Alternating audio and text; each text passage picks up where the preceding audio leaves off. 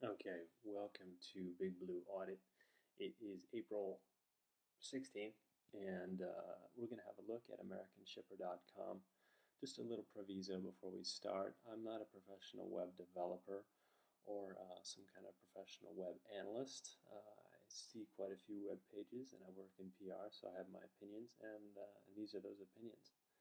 So looking at AmericanShipper.com, I'm looking at it right now in this program here, which is called Notable.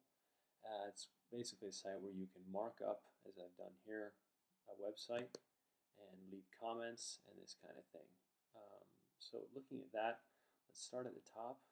I say American Shipper stayed masthead is a Harvard Crimson. It's a very serious looking website in that respect. It's got your grays and your dark reds, or burgundy, and it's not too flashy in that respect.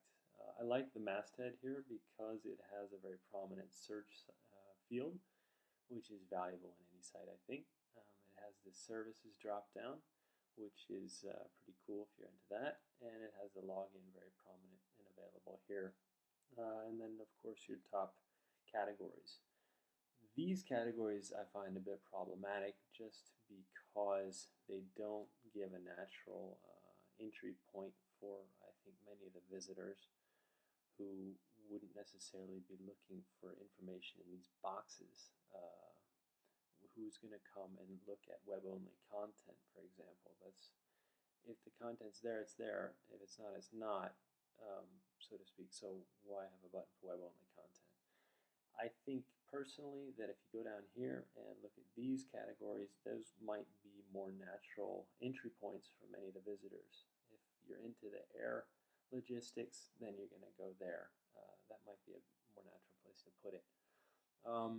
Another thing about, for example, this services field, I'm going to go into another window where it's more live, and let's open one of those services, Asia, Japan to Australia. We're going to go click on that and go through there, and wham, we don't have permission to go there. I'm not a subscriber to American Shippers, thus I get no joy of that. Could be interesting, but unless you're a subscriber, you're just not going to know. Bummer. Let's go back to Notable. They have this little business here where you can scroll through content already on the front page. I think that's kind of cool and valuable. So kudos for that. That's cool. This bit right here is basically the biggest piece of real estate on the site. I can show you, for example, one of the reasons why. Here is a little thing called browser size overlay from Google Labs. And basically it just shows you how many people are able to see what on their first viewing of the screen. So this says 99%. Basically that means 99% of people are going to have at least this on their screen when they come here. 98% here.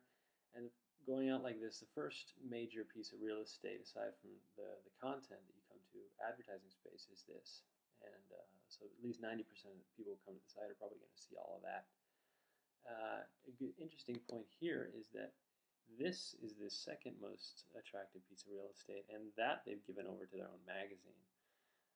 One of many signs you can see on this site that they don't exactly prioritize the web. It seems that the magazine still has the priority. Another thing I noted here is that this ad is in Flash, and that means anybody looking at it on an iPhone or an iPad aren't going to see anything. They'll see a little blue box, and that's it. So those advertisers don't get any love of that. Another thing right here is the only place on the front page you'll find a date, and that may raise questions in people's mind about how fresh the rest of the content is. I'm not going to form any opinions on the freshness of the content. I don't follow it that closely, but this may give people a suspicion that it's not necessarily that fresh, and that's not a positive thing. I'm going to go into the code really quick just to show one thing to do with the advertisements. And if we scroll way down, this is another interesting part of this Notable bit. You can go into the code, and here we go. This is the code for the advertisement. And as you'll see, it goes to this AdvertServe. That's a company that hosts the advertising artwork and then redirects to the advertiser's site or whatever site they propose. And that means maybe that the advertiser isn't getting the link love, that is the authority from that link. And I'm not sure it would be up for the advertiser to take that up with the AdvertServe company, but it's worth a thought. Looking at SEO, search engine optimization, you'll notice here a few rather disturbing things. None of the headline taggings are used, which means that they might be losing out on a lot of opportunities to get increased ranking. Also, this first 100 words has nothing of interest really there for shipping or any of those kind of standard keywords they're probably going after. One could ask why. Looking at another page, this is, if you click on the web-only content, this is the page you come to, and this is probably your next pretty strong signal. They don't prioritize the web. There's nothing there. It's a big gaping void. And as I noted here, a lot of these things are empty. The blog, for example, is empty. Air has one little story. Miscellaneous has nothing. Yeah. One thing I thought I'd point out here and was an idea of all these advertisements here. I'm going to open one of these advertisements in another window, and we'll note that this ad, like almost all the others, just take you to the advertiser's front page, which is, yeah, pretty standard fare, but not very smart from the advertiser's perspective, and not really advantageous for the publisher. Marshline here, for example, though, has offered up a white paper. So when you click there, you go into the white paper, and you find more valuable content. And that is something that American Shipper might want to try and reward by bumping them up and giving them prominent positioning, because it's a kind of symbiotic. It's both good for Marshline and it's good for American Shipper magazine because it adds more valuable content and the people come visit the site. Let me see if I had any other notes. Yeah, the one thing that was important, if you click into any of the articles, you'll find that they're not linked up. There's really no live linking within the articles, which is a bit of a bummer, but I guess not totally uncommon among these kinds of sites.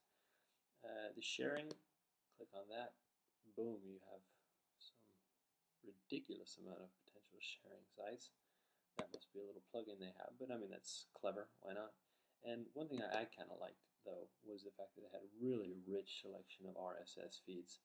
So if you have a very specific interest in California shippers and Canada and research reports, you could just get that news into your blog reader or whatever it is that you're using to follow, or email. That's cool. I like that.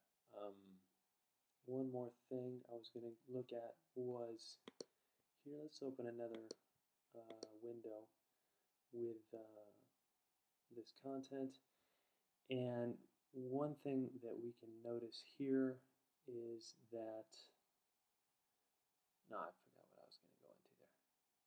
So drop that, and we will wrap up and say, that's American Shipper from the Big Blue Audit. I hope this has been at least somewhat educational, and we'll be on to the next site next week. Thank you very much. Good night.